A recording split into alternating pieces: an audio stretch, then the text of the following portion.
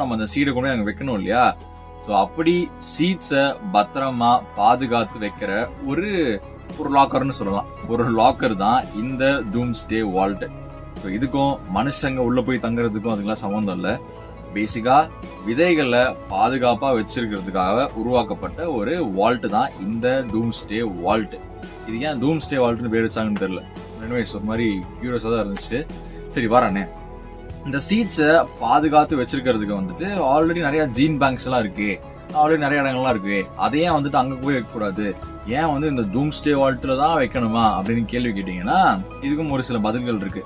அப்படி உலகத்துல அங்கங்க இருக்கிற அந்த ஜீன் பேங்க்ஸ், சீட் பேங்க்ஸ் எல்லாமே வந்துட்டு மேபி ஏதோ ஒரு டைம்ல ஒரு நேச்சுரல் டிசாஸ்டரான பாதிக்கப்படலாம், இல்ல மெயின்டெனன்ஸ் வந்துட்டு ப்ராப்பரா இல்லாம இருக்கலாம், அந்த டெம்பரேச்சர் வந்துட்டு ப்ராப்பரா மெயின்டைன் பண்ணாம இருக்கலாம். ஸோ நிறைய விஷயங்களால அங்க இருக்கிற சீடு வந்து ஒரு அழிஞ்சு போறதுக்கான வாய்ப்புகள் ரொம்ப அதிகம். ஸோ